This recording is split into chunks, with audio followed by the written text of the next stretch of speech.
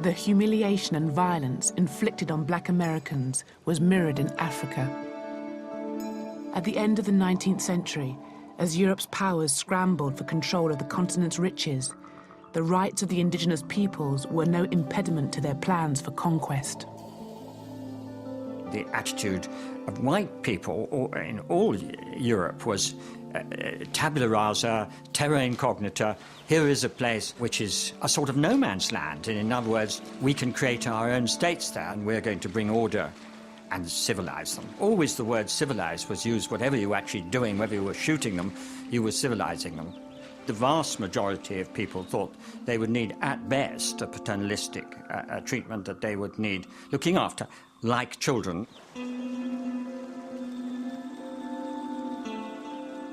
After the Conference of Berlin in 1885, Europeans embarked on a continent-wide land grab. In less than 20 years, 90% of African territory would be placed under European colonial rule.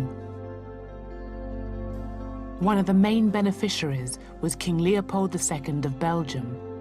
Aware of the vast fortune to be made, he persuaded Europe's powers to recognize his sovereignty over one of Africa's largest regions, the Congo.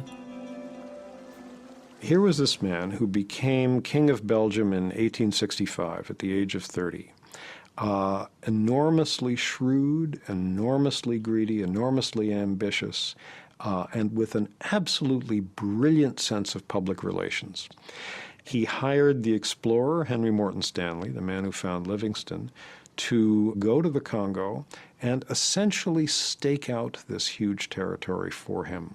Leopold got first the United States and then all the major nations of Western Europe to ratify his seizure of this enormous territory in the center of the continent. First, Leopold created a smokescreen, claiming that he wished to educate a savage people. They were all really fooled by Leopold because they took him at his word. They thought he was a man who's going to lose all his money in this crazy philanthropic venture. But they didn't realize what he was really after at all, which was to make himself hugely rich by exploiting brown hands and broad backs who were going to carry the wealth of Africa and load it on ships for his own personal profit.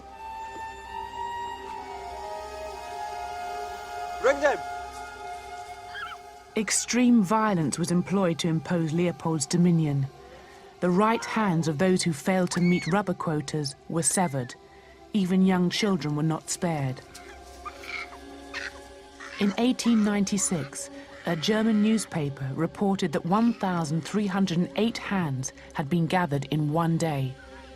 Leopold created a 90,000-strong army to enforce his rule. One of his lieutenants wrote, "Only the whip can civilize the black."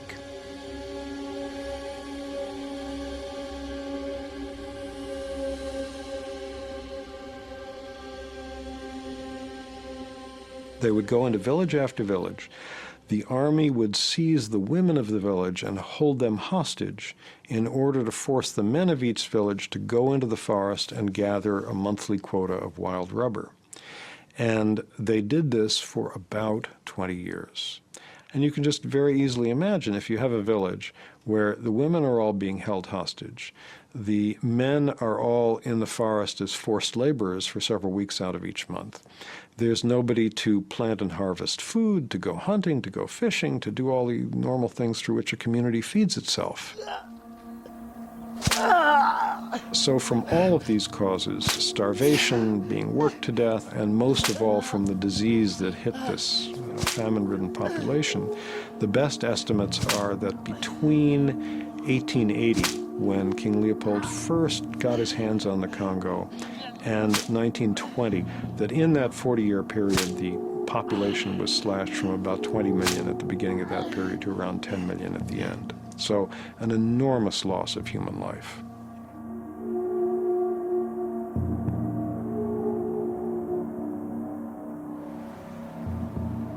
Huge building projects throughout Belgium were funded by Leopold's wealth to celebrate his reign. Leopold built himself a palace, now called the Museum of Central Africa, to display his spoils. For historian Bambi Koipins, whose father is Congolese, the building embodies the myths created to justify Belgian rule in the Congo. The central hall gives you the idea of what the museum is supposed to be about. You have the central dome through which the light falls on the heart of darkness underneath, you can say. Simultaneously, the dome also presents the sky, God, and then in the central hall, underneath that representation of Leopold II, are statues of Congolese. So what you really see were the hierarchical relationships that structured the relations between the colonized and the colonizers. As a human being, I'm obviously shocked by that, because it is very clear that Africans, the way that this museum was originally set up and the way that most of the exhibitions still work, are really dehumanized because they were seen and represented as savages who really needed the help of outsiders, i.e. Europeans, to transform them into fully civilized human beings. From the late 19th century onwards, human zoos exhibiting Africans in their primitive state became popular around Europe. One of the first was housed in the grounds of Leopold's museum. The Africans were put on display so people could go and see them in very much the same way that they could look at, say, caged animals in a zoo, and their reactions were also very similar. There were notices saying that people were not allowed to throw peanuts at the Africans because that was what they did. This museum is also, in a very real sense, the only monument to Belgian colonial history left in this country. So if we dismantle the museum, there is a very great danger that we also eradicate the public memory of that colonial heritage. And once that happens, of course, one paves the way for all these people who say, well, it was not as bad as that, was it? And Leopold II really did do a great deal of good. In 1908, the year before Leopold died, his crimes were made public and he was forced to hand control of the Congo over to the Belgian government. But the cruelty continued. The forced labor system did not come to an end because it was so profitable. The new Belgian Congo continued it more or less until the early 1920s. At that point, the Belgian colonial officials realized that their population was shrinking so rapidly from the effects of the forced labor system that they had to modify it. They had to make it less lethal, or otherwise they would have no labor force left. Although 10 million people died, the Congolese genocide has largely been forgotten in Europe. In the book The Heart of Darkness, the author Joseph Conrad, who witnessed the violence in the Congo, writes, "The conquest of the earth, which mostly means taking it away from those who have a different complexion or slightly flatter noses than ourselves, is not a pretty thing when you look into it too much."